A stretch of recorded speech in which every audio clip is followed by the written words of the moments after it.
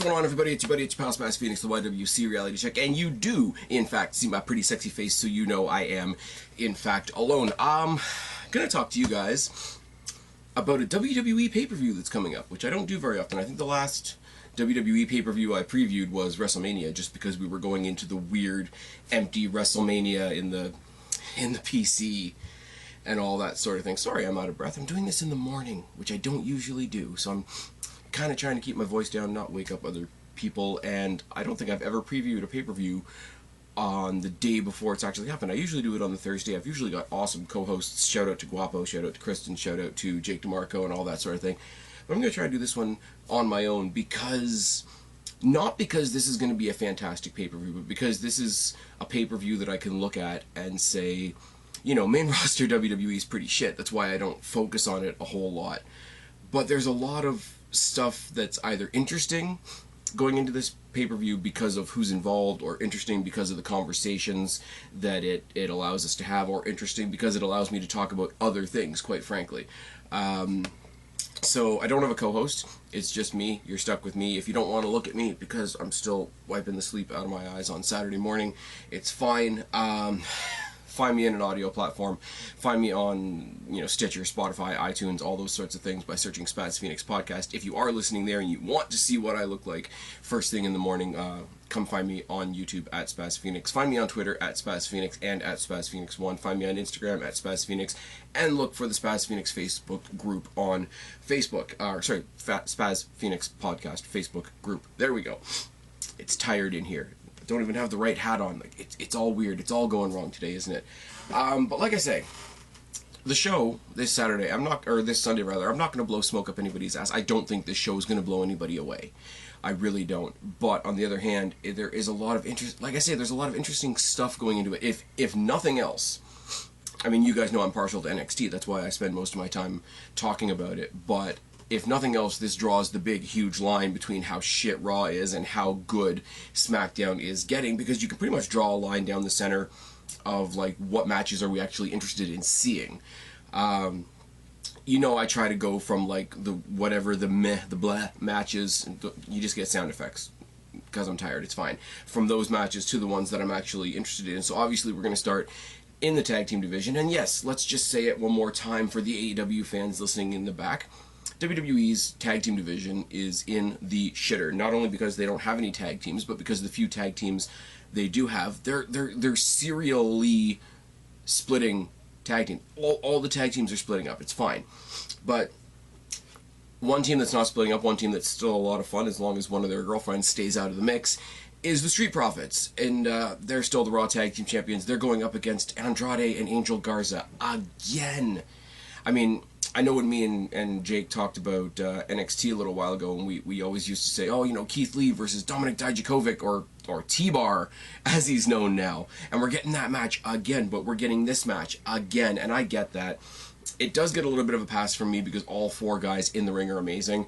Andrade has sure as hell has had a fall from grace from where he was in NXT, and considering Garza was the guy that took the Cruiserweight Championship off Leo Rush, you could say the same for him as well. But they're both amazing in the ring. They have, as you would expect, they have great chemistry with the Street Profits because they've fought so many times in so many different singles matches and different coordinations and multi-team matches, etc. They are the predictable losers going in only because they've lost and failed to get those titles so many times. Now, there's a thing going on in Twitter and in the fandom and whatever. Oh, WWE's telling a really bad story, a really sexist story. If they win these titles now, it's because, oh, they needed to get Zelina Vega out of the way. I don't necessarily think that's true, and I think there's a reverse of that story that we're going to talk about later on down the line.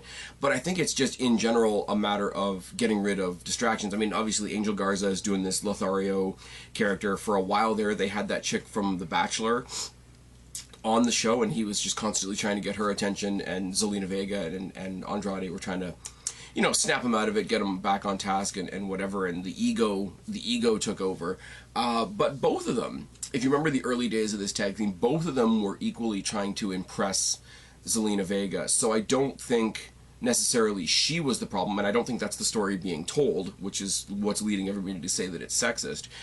I think the story that's being told there is we've just gotten rid of the distractions so that they can not be idiots, pretty much, because they are great wrestlers, and we've seen that they can be great wrestlers. Zelina Vega's not there, so they're not pining for her attention / approval, and they've just gotten rid of the Bachelor chick, because apparently she's just not a thing. We imagined that. It's fine. Simon Miller would say, Wizard in the sky, the Bachelor chick is out.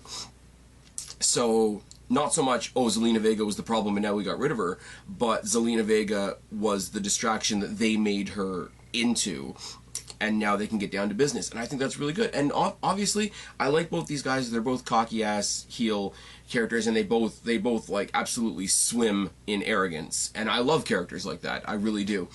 So much as I like the Street Profits, I will not mind in the slightest, by the way, if the Street Profits retain their championships here, because I do like them as well. It's just the Street Profits are one of the acts out there that is really not struggling because they're a great team, but they're really hurt by the fact that there's no live crowd, because so much of their appeal is their interaction with the crowd, because the crowd genuinely loves them, and it's a good thing, and what I'm saying about them is a good thing. But when you get an act like that gets along so well with the crowd when there is no crowd, even though there's screens in the Thunderdome, etc., it's missing because they're playing to nobody. It's like when they first started doing things in the PC, and Miz and Morrison would constantly shout things out to the crowd that wasn't there. It's that kind of thing. I do like the thing that they do now with their entrance with the shower of red Solo cups. It's cheesy as hell, but it works. Andrade and Garza pick up the tag team titles here. It's not going to hurt the Street Profits. They can do whatever. I know there's people out there that think Montez Ford should go on a singles run, and I think that really fucks over Angelo Dawkins, if I'm honest. Angelo Dawkins, nothing wrong with him. He's the heavy of the team, which means he's not necessarily the more exciting member of the team. So if they split up, I think he's the one that's going to get fucked, if I'm honest. Andrade and Garza, for some reason, I'm picking them to win. They're the ones I want to win. It's just more of the same, and it becomes more and more pointless the more times Andrade and Garza go and try to get those titles and don't get them. Now, on the SmackDown side of things, I don't know, man. Shinsuke and Cesaro are a fun team, but they are a thrown-together tag team, and as was pointed out by the Street Profits, like, how many different tag team partners are we going to put with Cesaro? Because he had Tyson Kidd, he had Sheamus, he had... Was he with Curtis Axel at one point when they were both Heyman guys? And now he's got Shinsuke, and they're taking on the Lucha House Party, which I'll address in a second. I do like the fact that they don't ignore past storylines, and WWE is constantly, and this is where SmackDown is doing things a lot better, WWE is constantly accused of being fishbowl memory people, if it happened last week it doesn't matter anymore, they have short memories, they don't book long term and all that sort of thing. When Sami Zayn, who again we'll talk about later on, came back and tried to rejoin his group, they looked at him and they're like, no man, we're succeeding without you. And he was genuinely dejected from that group. But they did, when they brought Sami Zayn back, they didn't just forget that all of those guys were a team. They addressed it. They cut it. They brought an end to it.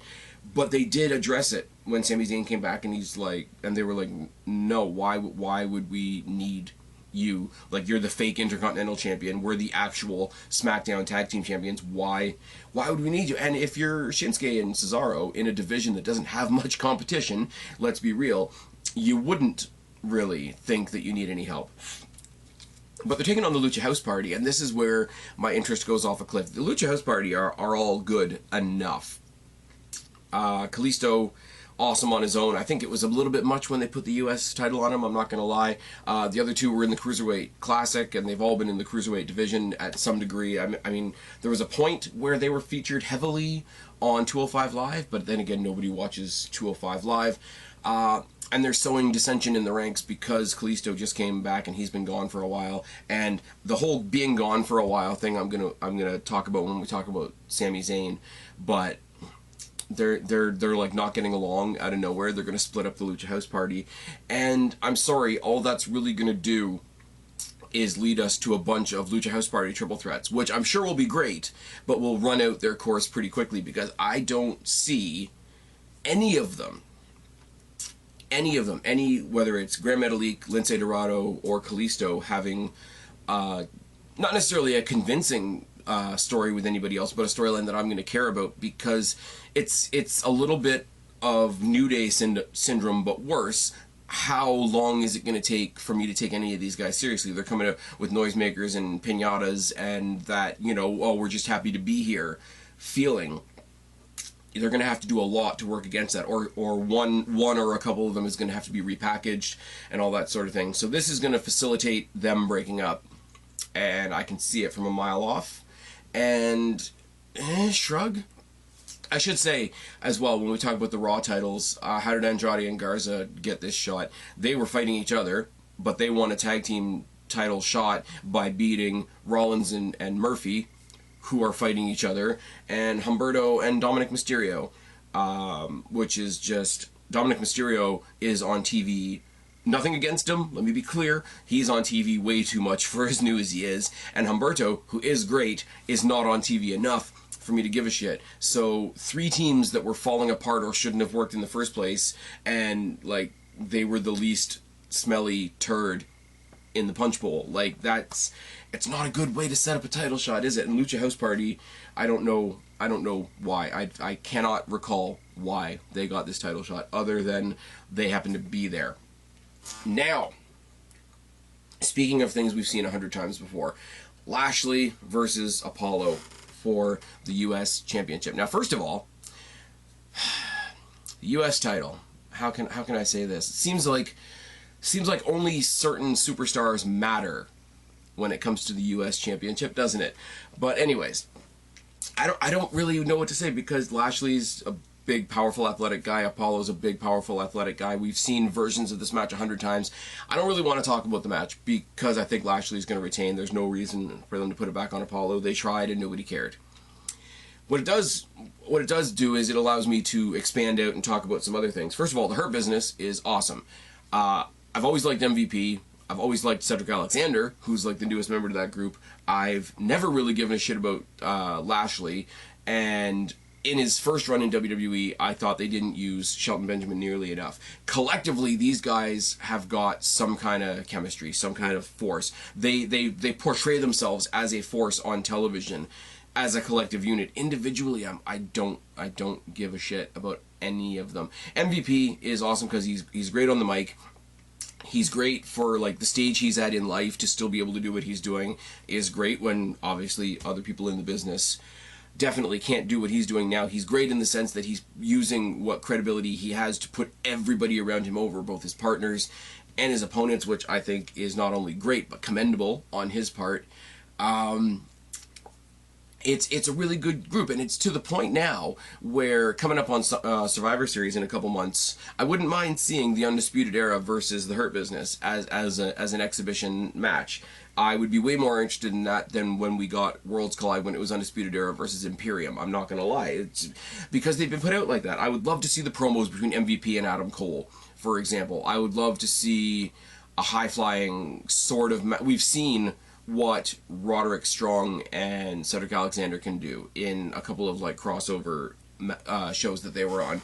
I mean, Fish and O'Reilly taking out everybody else in the middle. Fish and O'Reilly versus Lashley and Shelton Benjamin sounds funny, but it's not when you think about it. Her Business is great. They've also become the #1 target of Retribution, T-Bar, Slapjack, Mace, and apparently Mia Yim's name is now Reckoning. So what the hell are they going to call Mercedes Martinez? Now, Retribution's shit, right? Like, it goes without saying at this point, Retribution is shit. Like, it's a bad gimmick. It's cheesy as hell. I'm also kind of here for it. I'm also kind of here for... Raw and SmackDown aren't my thing. You guys know, as I mentioned at the beginning, a lot of my focus on this channel is on the movie stuff that I do. Most of my focus is on NXT, because I've said before, that's kind of my brand. A bit of my focus is on AEW, especially when we get Guapo on here. Raw and SmackDown aren't my focus, so I'm a lot more forgiving with stuff, and I'm able to look at Raw with a feeling of like how much more ridiculous can it get, you know, with the coming out with the masks that don't fit and rah. And as I said, we don't say it very often, but people coming up from NXT, and yes, if you're coming up from NXT, you wouldn't want this gimmick. If you're Keith Lee and you're getting treated like Keith Lee's being treated right now, and then you see your girlfriend being thrust into this, you're probably having a bad time. But out of all of them, I look at Dijak because, and I said it week after week after week after week after week on NXT, I don't give a shit about Dominic Dijakovic or Donovan Dijak or whatever we're calling him. He's T-Bar now. It's fine.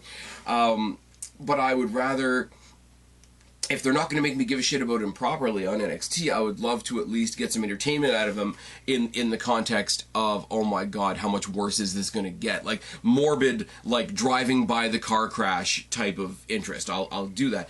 Dio Madden, the last time we saw Dio Madden, he was a commentator, so anything he does at this point is at least worth a look, and he's the most intimidating looking dude in the group. Mace is apparently Shane Thorne, which is kind of a bummer because I did think they should have pushed Shane Thorne in NXT more. He could have gone for the North American Championship if they had pushed him properly. Retribution versus the Hurt Business is not a bad little extra thing to be hanging out on the edge of a card. And if we get to Survivor Series and it's them versus, you know, we're not going to have 5-on-5 matches at Survivor Series, I don't think, this year because of social distancing and COVID crap. So if it's just going to be 3-on-3 like we had on Monday Night Raw, but done properly and with an ending, will it be great? No. Will it be terrible, though? I don't think so. I gotta re-underscore this so that people don't start unsubbing to the podcast. I'm not saying that Retribution is good. What I am saying is Retribution is ridiculous, and I'm on board for how much more ridiculous is it going to get. Hurt Business is genuinely great. Lashley versus Apollo, as a match, I feel bad for it because I'm sure it's going to be great in the ring, and I'm not going to care. And Retribution's probably going to get involved, so we're not getting a finish. Either way, Lashley's walking out with his title, isn't he? On the other side of the coin, contrast that with what's going on SmackDown, and how important does the Intercontinental Championship feel right now? It was held by Sami Zayn. Sami Zayn, I mean, in a 3-on-1 match, but Sami Zayn got the Intercontinental Championship off of Braun Strowman. Braun Strowman has been lost to the weeds of WWE writing at this point. He went away. They had to crown a new Intercontinental Champion. Eventually it went to AJ Styles. AJ Styles lost it to Jeff Hardy. He injured Jeff Hardy, which put the knee brace on Jeff Hardy that Jeff Hardy used to win the match. So they are in dispute. Sami Zayn never lost his title. He's in dispute. Jeff Hardy, of all people, being like, this is fucking bullshit. Let's just have a ladder match. You can't get much better than this. I will say, genuinely, it's not going to be, but I wouldn't mind this being the main event because Sami Zayn's in it, and Sami Zayn is great. Sami Zayn in this new, like, SJW, I've been so wronged character that he's doing is awesome because it kind of mimics real life. Does it not? AJ Styles being the entitled heel, but like almost the tweener, because him and Jeff Hardy were able to agree that, like, fuck you, buddy, you weren't even here. So he's the heel, but even he's willing to agree with the babyface that the worse heel doesn't deserve to be in this match. And Jeff Hardy, whether you want to call it nostalgia, whether you want to call it sympathy, whether you want to call it me just being a mark, I will always defend Jeff Hardy. I will always back Jeff Hardy. I will always be interested in whatever Jeff Hardy is doing. There's my bias in a nutshell. Throw that in there with two other wrestlers that can help him out along the way, because he is older and he is beat up because of the type of matches that he's done, and much like Matt Hardy, he's not the Hardy that we knew, 10, 15 years ago. But no wrestler that you know is the same wrestler they were, 15, 10, 5 years ago. Ultimate example of that is The Undertaker. Be more careful, pick people that can carry him through a match, like an AJ Styles and the Boneyard match, etc. It's fine. But if you got two two guys that I would say sort of at their peak in AJ Styles and Sami Zayn. They can definitely compensate for whatever little bits that Jeff Hardy is lacking. And Jesus Christ, I wish this match had a crowd. Ladder matches in a crowdless arena, even though, yes, there's fans on the screen, it's fine, we're piping in noise, it's fine. Not quite the same as you've noticed in everything. Look at AEW with the what do you call it, the rip-off Battle Royal ladder match that they did. Look at the ladder matches we've had on NXT. Look at the ladder match we had at WrestleMania, where 3 singles wrestlers fought over the tag team championships. It's going to be great because the people that are in it are great. The ingredients that are in it can't make a bad cake. How's that for a bad metaphor? But I really wish there was a crowd, and if that's not the anthem for 2020, I don't know what is. Honestly, I think Sami Zayn's going to win. I find it very interesting, and I'm glad I saw SmackDown before I did this review. I find it very interesting that they're hanging both belts. I made a joke on social media that, you know, Sami Zayn was going to pull down one and AJ Styles was going to pull down one, and WWE was going to make history with the first ever Intercontinental Tag Team Championships. But we don't have a tag division. We don't need another set of tag team titles, so that doesn't need to happen either. There's a bit of me that wants Jeff Hardy to win the whole damn thing because I'm biased, but Sami Zayn, if you follow kayfabe, has the most legitimate claim to that title, because whoever won it after he went away is a paper champion. Whoever won it from them won a paper championship. So Styles was a paper champion because he won a tournament that didn't include the previous champion, and then Jeff Hardy beat him in questionable means. So they're both paper champion, paper challenger, all that kind of thing. There is a genuineness to all of it. There, you can make the CM Punk John Cena comparison where they held up their 2 belts. You can again look across to NXT, to what I'm looking forward to, and that is, I'm hoping soon, the return of the actual cruiserweight champion in Jordan Devlin, because he wasn't let go. I thought he was, which is really good. And we're either going to get him versus Escobar in a who can be a bigger dickhead match, or Escobar is going to lose it to Swerve, and we're going to get Swerve versus Devlin, which will be equally good. There's a lot of cool shit coming from these questionable champion type scenarios. Now, I'm going to say this for what it's worth: ambulance matches suck. We're getting Drew and Orton again. We're playing up the fact that they both have jaw injuries. We're playing up the fact that both of them have finishing maneuvers that affect the head and the jaw and whatever, and Keith Lee is sort of out there on the periphery. I don't care. The rumor going around is that going into Survivor Series, whoever wins this is going to take on Edge. Orton versus Edge we've done, and I'm sorry, Drew versus Edge, it would be a great match. There's something about it, though, that just makes me say no. I think their babyface promos going into it would be eerily similar and all that sort of thing, and if the two of these guys fight and the winner goes on to face Edge, why the hell did we get Keith Lee involved in this at all? Now, I will say, to counterbalance that, bringing Keith Lee to the main roster hasn't been handled very well, but also he shouldn't have been thrown right in the WWE Championship picture right away. Put him up again. I mean, it'll only underscore my point about the U.S. title, but have him come down to the ring and pounce Bobby Lashley. Bobby Lashley versus with the right build and booking and people behind him and whatever versus Keith Lee would be an intriguing match. I would believe that Keith Lee was going to take that championship. I don't believe that Keith Lee is going to be the WWE championship. They gave him shitty music. They made him put a shirt on because Vince thinks he's fat. They've done every foot wrong, every single foot wrong with Keith Lee and the way they've brought him up, and he's such an outsider. He's such an outsider to this situation. He could slot into any other situation possible. Have him, I don't know, I know Cesaro's a tag team champion right now, but have him go target Cesaro. Have him go out there and be like, you know what, there's no tag team division right now anyway. I'll pick anybody, and he brings out some goober. Heath Slater comes back for a night and he's like, look, I can win the tag team titles with Heath Slater, let's go. And then he pounces everybody, and it's fine. But they didn't do him any favors by putting him up there immediately with Drew and with Orton. I mean, I genuinely don't know. If the winner is facing Edge, I don't want either of them to win, and that's terrible because I love Edge. I love the fact that he's back, but I want Edge to face somebody new. He's done the Orton thing. It was the longest, most torturous part of WrestleMania, I'm sad to say. And Drew versus Edge, one of them would have to turn heel. And here's the deal. Drew has been cooking up this great babyface champion, fighting champion character, and Edge isn't going to get booed by anybody, whether it's on a virtual screen or in front of an actual audience. So I don't think that works either. We can't win with this match. I'm going to guess that Drew wins. I mean, they're playing up his jaw injury a bit more, building him up some sympathy, etc. But the ambulance match is it's the lame man's version of a casket match, and even casket matches run the risk of being what the fuck a little bit, do they not? Now, what do I talk about most on this channel, as long as we're talking about wrestling? I do love to talk about WWE's women's division and what they're doing and how they're doing all these things right. I'm going to talk about 3 women's title matches in a row where I don't think any titles are changing hands, but all the challengers make me happy.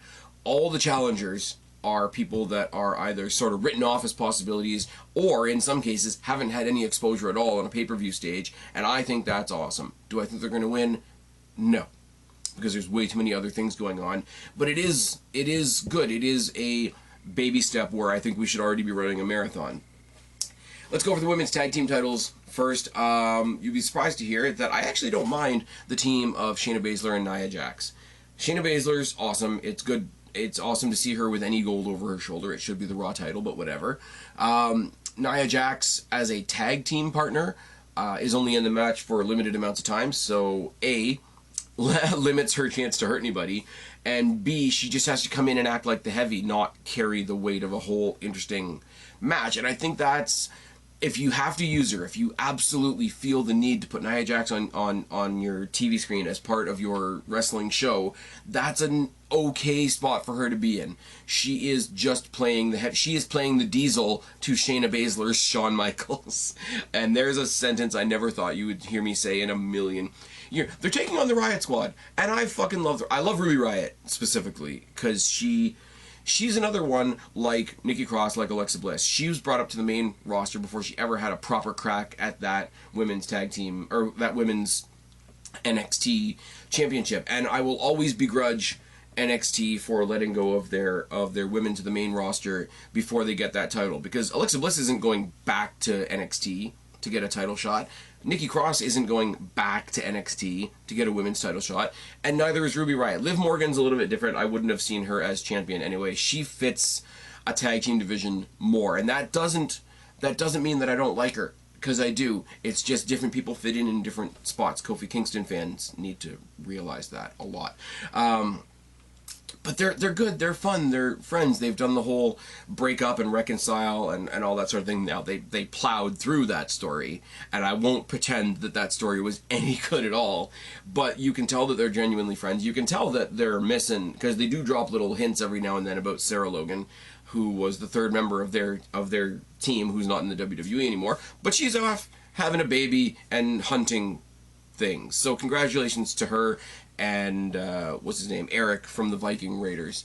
Side note, follow Sarah Logan on social media and see how people just give her shit every day because she's a hunter. Fuck off. Absolutely fuck off. Moving on. Anyways, and they're having a kid, so good for them. But I do hope when the Rona season is over and we can sort of start slowly bringing people back and expanding stuff out and whatever, I do hope we get a return from her, whether she rejoins the Riot Squad or whether she just comes out and does her own thing. But Riot Squad are the only ones that I think have a slight chance of winning their tag team title match, because obviously there is dissension between Nia Jax, Shayna Baszler. If they knew what they were doing at all, they would have the Riot Squad win. They would have this, so even more dissension between Shayna Baszler and Nia Jax. They would finally have Shayna put away Nia Jax in a number one contenders match, and towards a bigger pay-per-view, you get Shayna Baszler versus Asuka. That's what you should do. I don't think that's what they're going to do, if you ask me. Now, speaking of the Raw Women's Championship, we got Asuka versus Zelina Vega. And I don't want to retread territory that I already tread on my NXT review, but I'm going to do it anyway. People are losing their shit that this match got moved to the kickoff.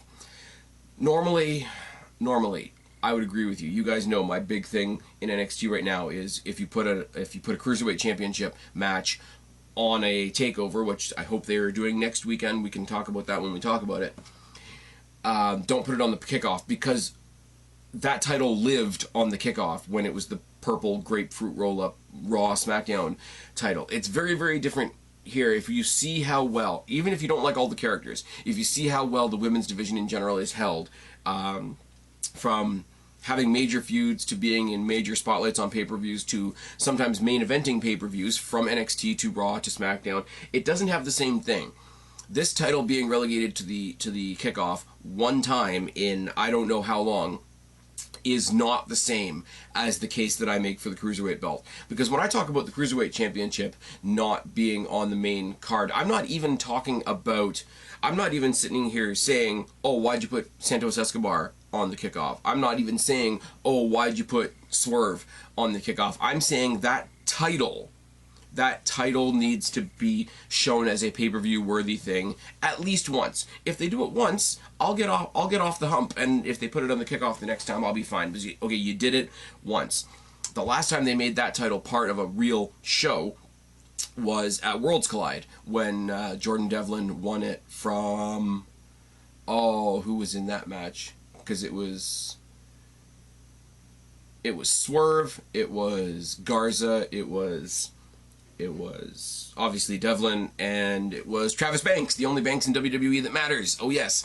But that was the only time, and that wasn't a proper takeover. That was a Worlds Collide sort of attraction show that was really, really good, and more people should go back and check it out because it was a lot of fun. This here, with Asuka and Zelina Vega being on the kickoff, is not the punch in the gut that you all think it is. Should it be on the show? Should everything be on the show? Should all titles always be on the show? Yes, okay, fine, cool. But this isn't a slight on Asuka. This isn't a slight on the WWE Women's Championship. This is purely reflective of the challenger. And I love Zelina Vega. I really do.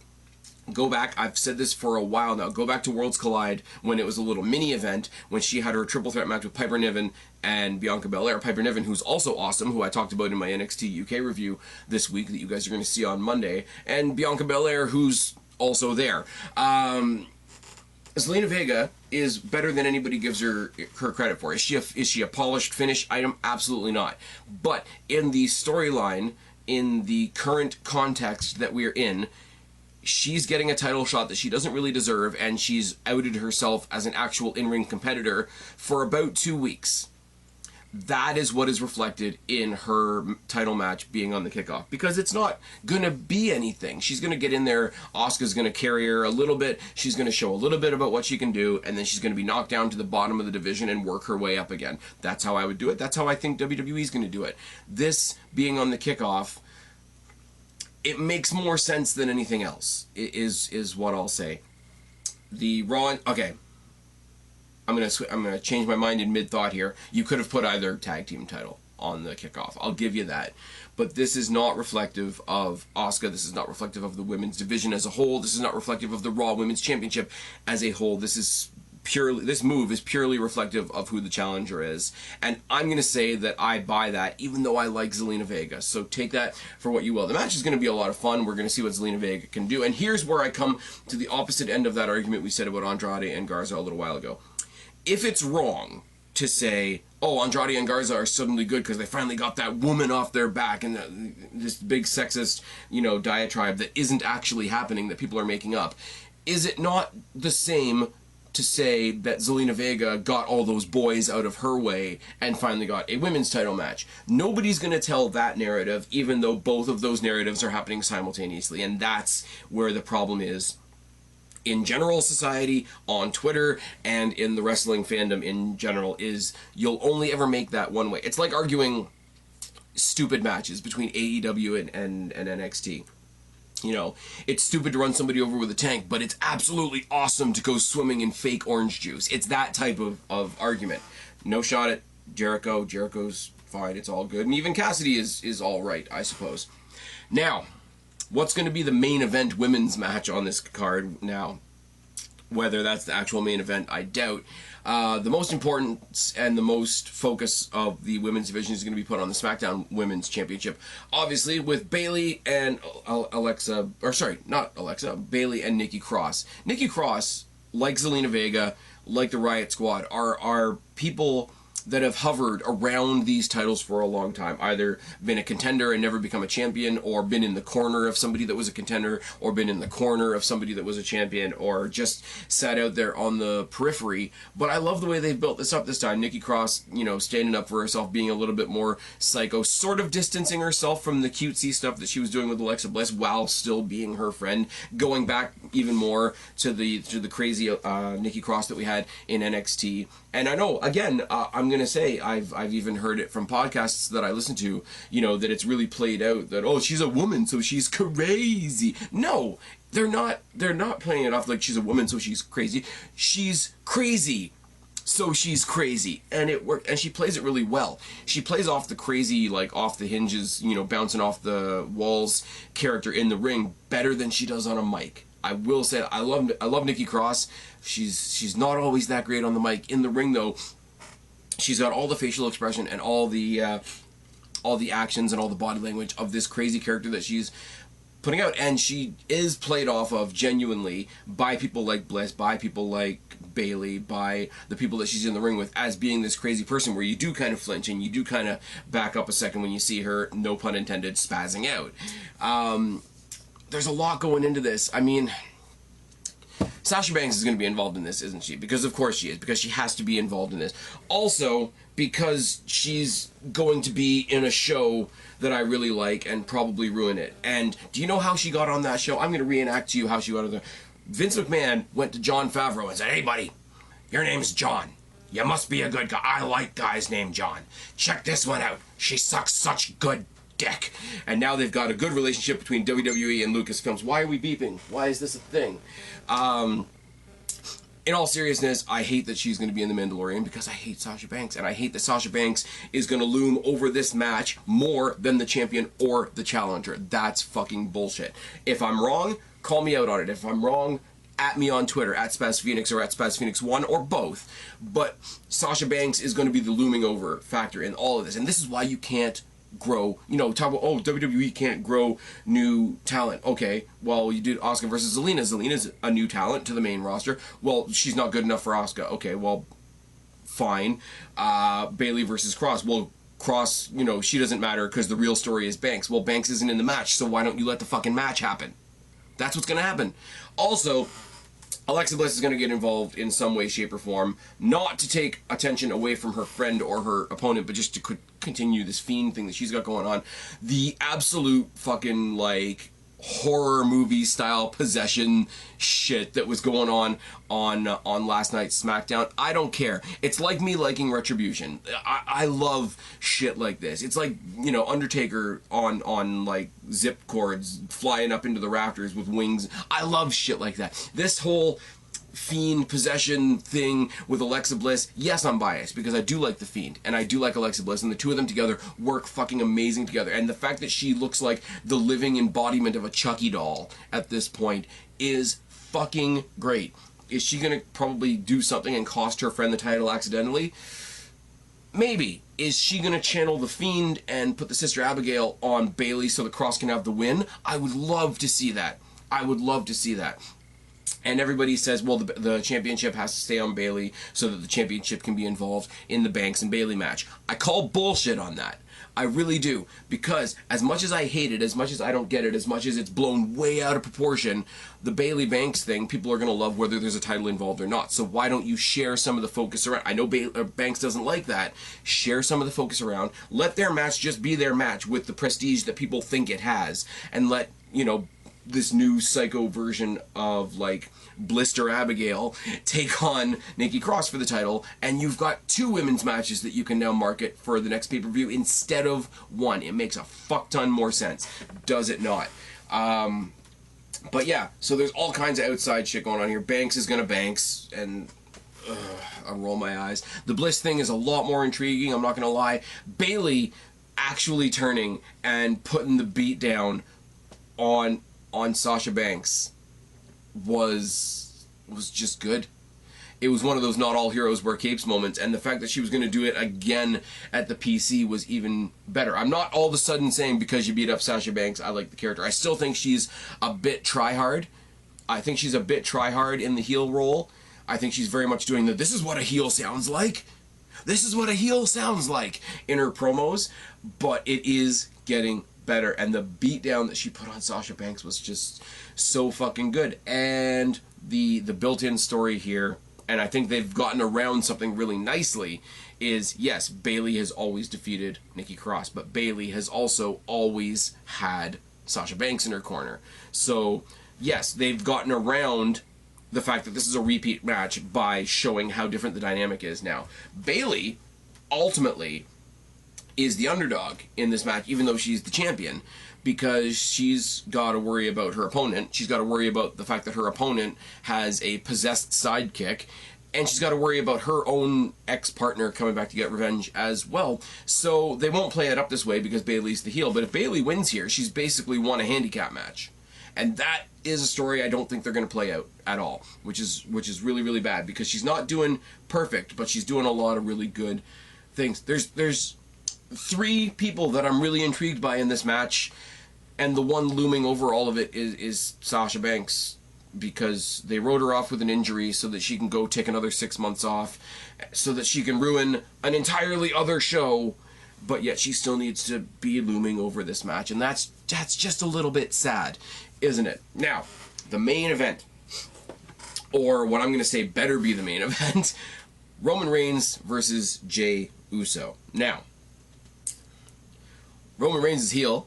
That's kind of cool. Roman Reigns is with Paul Heyman. That's kind of cool. Both of those things were things that people have put out there in the past. Roman Reigns can't talk. Why don't you put a mouthpiece with him? Cool. Roman Reigns and his family have a lot of history with Paul Heyman. Why don't you put him with Paul Heyman? Cool. Roman Reigns is the next John Cena. He's never going to turn heel. And he did. He did it at a time where I don't think anybody's going to boo him. A, because he just got over cancer. B, because he had to step away because of Corona. C, because him turning heel is what we wanted him to do. So nobody's going to boo Roman Reigns, so it's almost the opposite of the problem we had before, where they were trying to push a face that nobody would cheer. Now you've got a heel that nobody's going to boo. But it's been great, and he's been serious, and the teeth thing, I know it's weird, but I don't care. It reminds me of the episode of Family Guy where Brian has to go get fake teeth, and because his teeth are so nice, he becomes a house salesman a little bit. But they're circumventing like every single trope that you would want to do. He hasn't really done the, well, I don't owe you fans anything, and rah, like the typical, like, just after a heel turn heel promo. Hasn't really done that. He's sort of raging at the company for using him, which is an interesting take, because I think that's a take that everybody has right now, whether you're worried about the wrestlers that are wrestling right now, whether you're upset with the company about what happened back on Black Wednesday and all that sort of thing. So even his heel promos are something you can get on board with as fans and whatnot. But the other thing is, too, is, oh, put Paul Heyman with him because he needs a mouthpiece. The amount of times that Paul Heyman has gone to do his typical shtick and Roman Reigns has grabbed the mic from him, to almost, like, there's that narrative that he needed a mouthpiece, so we put him with Paul Heyman. The way he's grabbing that mic from Paul Heyman so much, he's almost grabbing that narrative back in his favor. And I really, just for how unexpected it is, I really have to take my hat off to Roman Reigns. And I didn't think I would be at this point with Roman Reigns, ever. I don't think any of us thought we were going to be at this point with Roman Reigns, ever. But it's really, really cool that it, once again, it goes to the Raw versus SmackDown thing. I mean, the tag team championship situations are pretty equal, but the IC title is way more interesting than the US title. The Universal title is way more interesting than the WWE title. The SmackDown Women's title, even though I can't stand Banks and how she's going to sort of hover over it all, is way more interesting than the one-off match between Asuka and Zelina Vega. The women's tag doesn't really count because that's a title that carries over both shows. This just draws the underline under SmackDown is better than Raw. And I know I'm saying what a lot of people have been saying for a while, but I haven't come up here for a while to talk to you guys about the main roster because I don't do it a lot. But Roman Reigns, the way he's carrying himself, the way Paul Heyman is sort of taking a back seat to this character. Paul Heyman and Brock Lesnar is a match made in heaven. because he's the salesman and he's selling you a product, and that product is Brock Lesnar. But Paul Heyman is very much in the driver's seat, and his commodity is Brock Lesnar. Whereas that has been completely flipped on its head, and he is sitting in the back seat while Roman Reigns drives this narrative. And I think, if nothing else, for Paul Heyman to be in such a different position at this point is such a cool thing, and only underlines all the good shit that Roman's doing. Now, on the other side of the coin is Jey Uso. Who the hell thought Jey Uso would be in this spot in 2020? The fact that, again, Roman Reigns is doing this thing where he pulls him closer with one hand but pushes him away with the other. The condescending promo that he cut last night, and I'm doing this mostly off memory, last night, it's so, like, you're my family and I love you, but just remember that I'm better than you. It was so good. The way they had the video package of all the, of his dad and Rikishi talking about Jey Uso and the familial lineage, which is the easiest road to go down for WWE because it's all right there. They don't have to write anything. They don't have to make anything up. They just go to Roman and be like, hey, do you have some pictures from when you guys were kids? And it's all good. He cuts this big promo and he's like, look, you're gonna come in on Sunday. You're gonna take this ass beating that I'm gonna give you. You're gonna take this payday that me and Paul got for you, and then we're all gonna go out for a drink afterwards. And if I go to the closing moments of SmackDown last week, and Roman Reigns thinks he's said his piece, thinks the conversation is over, gets halfway up the ramp, and it was so quiet. It was really, really so quiet when Jey Uso picked up the microphone and said, yeah, but what if you're wrong? Why can't it be me? Why can't it be me that represents our whole family? Why can't it be me bringing home the championship purse to my wife, to my kids who are your nephews? Why can't it be me at the head of the table? Why can't it be me? Why do you think it's always going to be you? Because Roman says, well, you can do what you want, but it's always going to be me. And then he went on this tangent, and it was like, I don't want to oversell it, right? But like, when things get really, really real, they're like, I don't want to go down the cheesy route of like wrestling can make you feel things, because wrestling definitely can make you feel things. And if anybody tells you anything else, then they're not watching wrestling properly. But he goes down this whole like, why couldn't it be me? I'm gonna show you some things on Sunday. Like, I can be the one at the head of the table. I can bring that winning purse down to my wife and your nephews. I can be the one out there making the family proud. I can be the one to put that weight and this company and this show on my shoulders. And then he went off and, you know what I've been dealing with my whole life? Which one are you? And he plays off just enough. He plays off that being stuck in a tag team, being stuck in a team with his brother who's a twin or whatever. So he didn't even get to be himself when he says, "Oh, all my life, all I've heard is which one are you?" And then he says, "They're not going to be asking which one I am if I take that belt off you on Sunday." And it's so fucking good. And I hesitate to say this because we just had the tragic passing of Chadwick Boseman, so any reference to Black Panther feels really awkward right now. But in that last moment, that like, why not me? Why couldn't it be me? What makes you think that I can't be where you are? It was Killmonger. It was Michael B. Jordan's Killmonger from Black Panther. Because he's absolutely right. I personally have said, I know that, because it makes me as a fan feel bad now, because I've done it in covering Uso matches. It's like, oh, well, one of them got a tag and the other one got the pin, and they're twins, whatever. Like, to reach down into that and play on that, play on the whole idea of being stuck in a tag team, play on always being stuck under Roman Reigns' thumb. I'm surprised they didn't make some kind of reference to all of them being in the shadow of The Rock, because that would be a little bit too real, and it would be something that both of them could say equally. But it was really, really good, and I never in a million years thought that they would push one of the Usos, because they are so known as a tag team. I don't know where Jimmy Uso is. Does anybody know? Has he got the COVID? Is he injured, or is he doing something at home? With Naomi or something? I don't know why Jimmy's not on TV. I never thought they would push one of the Usos. Go back on my on my videos. I don't think it'll be available in podcast form. I fantasy booked one of the Usos becoming a world champion. I don't remember whether it was Universal or WWE or whatever. I fantasy booked one of the Usos becoming a champion because I thought the idea was so out there and so ridiculous, and I really just wanted to take a shot at Naomi, if I'm honest.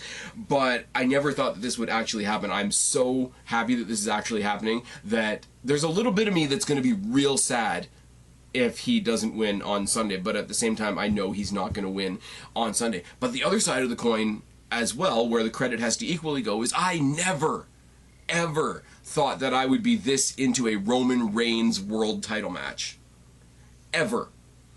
This, I still say, as a whole, over all three brands, over the whole company, the best thing that they are doing in the company is how they're treating the women's division. At various points and various degrees, they've got 5 women's titles that I'm all interested in one point or another. Just this past Thursday, we saw a great match that I encourage you to go watch between Kaylee Ray and Piper Niven for the NXT UK Women's Championship. It's really good. The title situation going forward into TakeOver is, Candice LeRae versus Io Shirai. That's going to be great. We got Bayley and Cross, which is interesting. We got the tag team situation, which is a bit of a mess, but it's still fine. You got Asuka giving Zelina Vega a shot. It's all great. So across the board, I think the women's division is the best thing going on in WWE. But if you want to talk about one specific scenario, what one specific thing, what one specific story, what one specific title storyline is the best thing going, surprise, surprise, go back 7 months and tell yourself this, that the best single story going on in WWE right now is a world title match between a heel Roman Reigns and Jey Uso. That's fucking phenomenal. In a show where I could pretty much pick apart something about every other match on this card, I'm looking most forward to this. And it's the most predictable match on the card too, so what does that say? Anyways, it's been a long time since I've come up here and just talked to you guys one-on-one about what's going on the main roster. I think I've gotten through a lot of different points that I wanted to make. I'm going to go back to the typical NXT, AEW, movie stuff with Kristen content that you guys are used to, but I wanted to get this out of here because, yeah, it's a really, really silly pay-per-view on a lot of levels, but I think we're going to get more good out of it than we think we are. That's it. That's all I've got. I'd really love to know what you think. Put it down in the box below. I've been Spaz, your YWC Realities Check. Subscribe up there. Talk down there. Start a conversation. Keep all these conversations going. Don't be a stranger. I will talk to each and every last